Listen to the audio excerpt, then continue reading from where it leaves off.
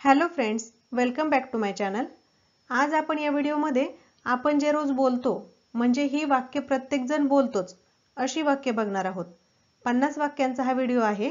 या वाक्यांचा वापर आपण रोज अगदी पुन्हा पुन्हा करतो अशी वाक्य आहेत। तर शेवटपर्यंत हा व्हिडिओ नक्की बघा आणि व्हिडिओ आवडल्यास व्हिडिओला लाईक करायला विसरू नका। चला तर मग सुरुवात करूया। आपण सकाळी उठल्यानंतर काय म्हणतो? गुड मॉर्निंग म्हणतो की नाही एकमेकांना? गुड मॉर्निंग म्हणजे काय? शुभ सकाळ। गुड मॉर्निंग, शुभ सकाळ। नेक्स्ट बघूया। Did you sleep well? Did you sleep well म्हणजे तुला चांगली झोप लागली का? Did you sleep well? Would you like some breakfast? Would you like some breakfast म्हणजे तुला नाश्ता करायचा आहे का? किंवा तुला नाश्ता करायला आवडेल का? Would you like some breakfast? Next sentence is, आता नाश्ता झाल्यानंतर आपण काय विचारतो? तुझा आज प्लॅन काय आहे? तर ते इंग्लिशमध्ये असं विचारायचं, what are your plans for today? What are your plans for today? आजचा तुझा प्लॅन काय आहे? What are your plans for today? Can you help me with this? Can you help me with this म्हणजे यात मला मदत करशील का? हे काम करायला तू मला मदत करशील का? Can you help me with this? आपण प्रत्येक जण हे सुद्धा वाक्य बोलतो रोज। Please pass the salt. Please pass the salt. आपण जेवण करायला बसतो त्यावेळी आपण तिथं मीठ घेतलेलं असतं आणि मीठ भाजीत समजा कमी असेल तर आपण म्हणतो की नाही मला मीठ द्या म्हणून। तर त्यावेळी पोलाइटली, प्लीज म्हणजे याचा अर्थ काय होतो की आपण पोलाइटली बोलतोय। प्लीज पास द सॉल्ट म्हणजे काय? कृपया मला मीठ द्या। Please pass the salt. Wear are my keys? आता तुम्हाला जायचंय, तुमचा ब्रेकफास्ट झालाय, तुमचा आजचा प्लॅन पण ठरलेला आहे आणि तुम्हाला जायचंय, तुम्ही चाव्या शोधताय। Where are my keys? Where are my keys? माझ्या चाव्या कुठे आहेत? Where are my keys? Have you seen my phone? तुम्हाला चाव्या पण सापडत नाहीयेत, मग फोन कुठे आहे? तुमचा फोन पण सापडत नाहीये तुम्हाला। तुम्हाला विचारायचंय, माझा फोन पाहिला का? किंवा माझा फोन तुम्हाला दिसला का? कोणतीही वस्तू सापडत नसेल तर त्यावेळी सुद्धा तुम्ही फोनच्या ऐवजी त्या ठिकाणी त्या वस्तूचं नाव घालू शकता। Have you seen my phone म्हणजे तुला माझा फोन दिसला का? किंवा माझा फोन तू पाहिलास का? The house is a mess. The house is a mess म्हणजे काय? घर खूप घाण झाले, जरा साफसफाई करायला पाहिजे। The house is a mess. Let's clean up a bit. Let's clean up a bit चला आपण थोडीफार साफसफाई करूया। Let's clean up a bit. The AC is too cold किंवा the fan is too cold. AC खूप थंड आहे म्हणजे मला खूप थंडी वाजते, एसी जरा कमी करायचा आहे, किंवा फॅन पण जरा कमी करायचा आहे, जरा जास्तच थंडी वाजतीये, हवा जास्त लागतीये। Can you turn it down a little? Can you turn it down a little म्हणजे तुम्ही थोडासा कमी करू शकता का? Can you turn it down a little? Time for lunch. Time for lunch म्हणजे जेवणाची वेळ झालीये, time for lunch. What did you make for lunch? What did you make for lunch? आता बघा, हे सुद्धा वाक्य आपण अगदी रोज बोलतो। तुम्ही जर हे 50 वाक्य पाठ केले ना तर रोज हेच वाक्य तुम्ही बोलत चला। इथून तर तुम्ही सुरुवात करा ना। तुम्ही या एवढ्या जरी वाक्यांचा सराव केला ना तरी तुम्हाला खूप इंग्लिश बोलता येईल। रोज तुम्ही ही वाक्य ऍक्टिव्हिटी करताना ही वाक्य बोलत चला। आता याचा अर्थ काय होतोय? What did you make for lunch? दुपारच्या जेवणासाठी काय बनवलंय? जरी तुम्ही स्वतः बनवत असाल तरी तुम्ही हा प्रश्न विचारा, what did you make for lunch? किंवा तुम्ही एखाद्या फ्रेंड्सच्या घरी गेलाय किंवा रिलेटिव्हच्या घरी गेलाय आणि तिथं जेवण केलंय, तर जेवण झाल्यानंतर तुम्ही आवर्जून म्हणा त्यांना, this is delicious. This is delicious म्हणजे हे खूपच स्वादिष्ट आहे। This is delicious. I am so full किंवा आय एम व्हेरी फुल असं म्हटलं तरी चालतंय। आय एम सो फुल म्हणजे माझं खूप पोट भरलंय। I am so full. I need some tissues. I need some tissues म्हणजे मला काही टिश्यूची गरज आहे। I need some tissues. I am going to take a nap. दुपारचं जेवण झालंय, फुल झालंय, जरा उन्हाळ्याचे दिवस आहेत आणि आता तुम्हाला थोडीशी विश्रांती घ्यायची आहे. I am going take a nap. आता नॅप म्हणजे आपण स्लीप म्हणतो की नाही, झोपण्यासाठी. तर आपल्याला आपण काय रात्रीचं खूप वेळ झोपतो, तसं दुपारी जास्त वेळ झोपत नाही ना. मग आपण त्यासाठी कुठला शब्द वापरतो, तर नॅप वापरतो. नॅप म्हणजे थोडा वेळ झोपणे, थोड्या वेळाची झोप घेणे किंवा डुलकी घेणे. मी थोडी झोप घेणार आहे. I am going to take a nap. माझ्याकडून ज्यूस सांडला गेलाय. I spilled the juice. Don't worry, I will clean it up. Don't worry, I will clean it up. Fluent English बोलण्यासाठी तुम्ही याला आईल सुद्धा म्हणू शकता. आईल, आय विल, आईल असं सुद्धा म्हणू शकता तुम्ही. Don't worry, I will clean it up म्हणजे काळजी करू नको, मी ते स्वच्छ करेन. Don't worry, I will clean it up.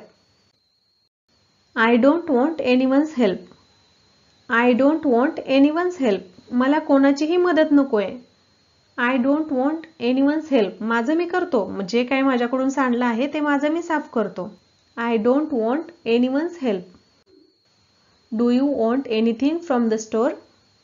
Do you want anything from the store म्हणजे तुम्हाला दुकानातून काय आणायचंय का. तुम्ही बाहेर चालला आहात आणि तुम्हाला विचारायचंय घरच्यांना की तुला काय आणायचंय का येताना दुकानातून. तर ते कसं विचारणार की do you want anything from the store. Can you get me some medicine. Can you get me some medicine. मला औषध आणून द्याल का, किंवा मला तुम्ही औषध आणू शकाल का. किंवा आणखी तुम्हाला काय ग्रोसरीज सांगायचे असतील किंवा आणखी चॉकलेट सांगायचे असेल, कॅडबरी, आईस्क्रीम काही सांगायचं असेल तर तुम्ही त्या ठिकाणी तो शब्द घालू शकता. Can you get me some ice cream. Can you get me some Cadbury असं तुम्ही म्हणू शकता. नेक्स्ट सेंटेन्स बघूया. I am going out for a while. इथं सुद्धा आपण हे कॉन्ट्रॅक्शन घेतलेलं आहे. आय एम त्याचं हे आय एम होतंय. I am going out for a while म्हणजे मी थोड्या वेळासाठी बाहेर जात आहे. I am going out for a while. I will be back soon. I will be back soon. आता इथं सुद्धा आय विल घेतलेलं आहे असं कॉन्ट्रॅक्शन मध्ये. आय विल त्याचं काय होणार, I will be back soon. मी लवकरच परत येईन. I will be back soon. Don't wait for me. Don't wait for me माझी वाट बघू नकोस. Don't wait for me. Welcome back म्हणजे पुन्हा स्वागत. समजा आपल्याकडे पाहुणे आले, ते बाहेर गेलेत काहीतरी शॉपिंगसाठी आणि परत आल्यानंतर आपण म्हणतो की नाही वेलकम बॅक, तसं वेलकम बॅक तुम्ही आवर्जून म्हणा welcome back. How was your day. How was your day म्हणजे तुमचा दिवस कसा गेला. How was your day. I am tired. I am tired म्हणजे मी थकलो आहे किंवा मी थकली आहे. I am tired. Me too. Me too म्हणजे मी सुद्धा. तुम्हाला जर सांगायचं असेल, समोरचा तुम्हाला म्हणाला की मी थकलोय, तुम्हाला सुद्धा कंटाळा आला असेल, थकवा आला असेल, तर तुम्ही सुद्धा म्हणू शकता मी टू म्हणजे मी सुद्धा थकली आहे. Can you help me fold the clothes. Can you help me fold the clothes म्हणजे तू मला कपड्यांच्या घड्या घालायला मदत करशील का. Can you help me fold the clothes. I need to relax. I need to relax म्हणजे मला आराम करायचा आहे किंवा मला आरामाची गरज आहे. I need to relax. Can you take the dog for a walk म्हणजे तुमच्याकडे डॉगी आहे आणि त्याला बाहेर फिरायला न्यायचंय, तुम्ही तर थकलाय, तर तुम्ही असं म्हणू शकता की तू कुत्र्याला बाहेर घेऊन जाशील का. Can you take the dog for a walk. I am not feeling well. I am not feeling well मी बरा नाहीये, मला बरं वाटत नाहीये. I am not feeling well. Do you want to help me cook. Do you want to help me cook म्हणजे तुला मला स्वयंपाक करण्यात मदत करायची आहे का. Do you want to help me cook. What can I do to help म्हणजे मी तुला काय मदत करू शकतो. What can I do to help. I am making dinner tonight. I am making dinner tonight म्हणजे आज रात्री जेवण मी बनवतो. I am making dinner tonight. I love spending time with you किंवा I like spending time with you म्हणजे तुझ्यासोबत वेळ घालवणं मला आवडतं. I like spending time with you. Did you take out the trash?